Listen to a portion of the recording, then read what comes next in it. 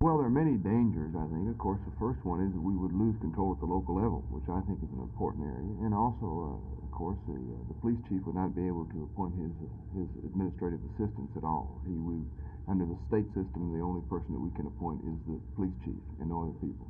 Do you see any changes that could be made in our present system? Well, I think that this is something, of course, that we'll have to ask our city manager, where we can change to bring the two sides together, which I think is important. I feel that we got to make the system work at a local level. I think it's important to make it work here at the local level. Okay. Do you think that the voters would support a change to the state system? Well, first, before we got into the area of whether we'd have to send to the vote, I think a vote would further divide the police rank and file and the police administration and cause dissension between the two. And I think that we ought to try to work it out here between the council and the council. Be more of a catalyzing force to bring the two sides together and see if there are areas that we can work together.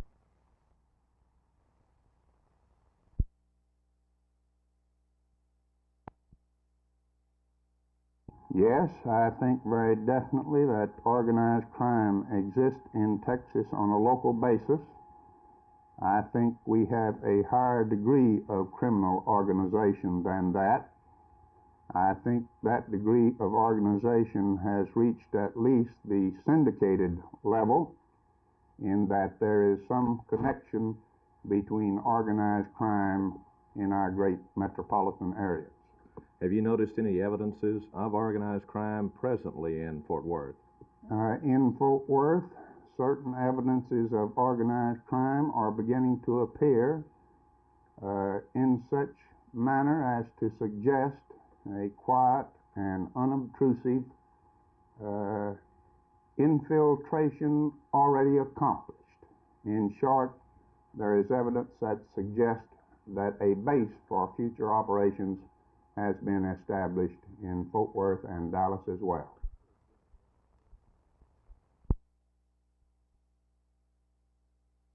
Partially. I think within the law we can do all of these things that no fault is supposed to take care of.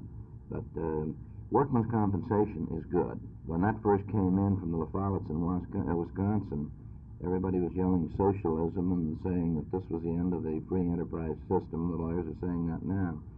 No fault for $3,000, maybe to $5,000, provided there's an appeal to the courts, provided you get paid for pain and suffering, and provided you can have a lawyer, and provided you can go into court for the cases above that, no fault might be all right. But I'd wait and see what happened in Massachusetts and Puerto Rico and in Florida before I'd have it in my state of California. I think, too, that if we have a no fault, that we, the people, should have the right to audit the insurance company's books and see where these profits are going to. You just make that suggestion down here in Texas to get into the insurance company books, and why, you'll even have old Honest John come in and say that that is not phase 3.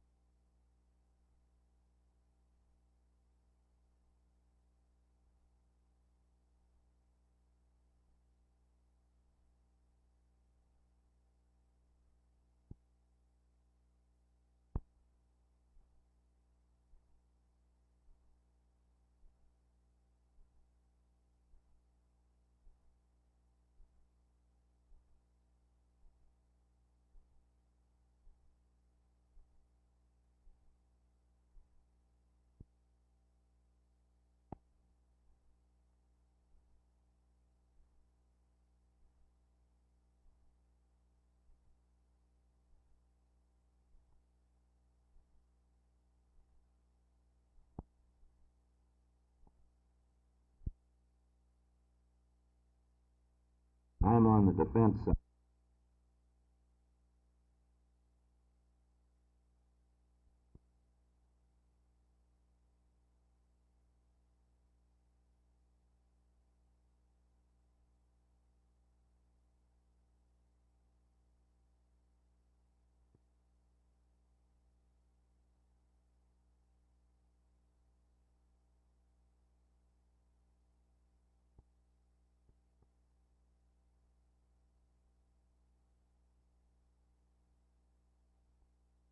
People are too busy today to go about defrauding insurance companies. Those are not so. And the reason they're not so, and that's just a darn lie, is that the insurance companies have the means of complete discovery. Before you can go to trial now, you've got to divulge everything about your past life, and they have a clearinghouse. If you file one claim, and you file another claim, you just put that in the computer, and they'll find that you have these claims. The idea of going around the world and defrauding insurance companies, or even defrauding a number of them in this country, is utterly ridiculous. Insurance companies put those stories out in insurance capitals like Dallas and Des Moines, deliberately to get jurors to vote low awards and to cheat cripples out of just compensation. I think it's a fraud by the insurance company on us, and it makes me mad every time I see a story like that. Now, you're a proponent of no-fault insurance, aren't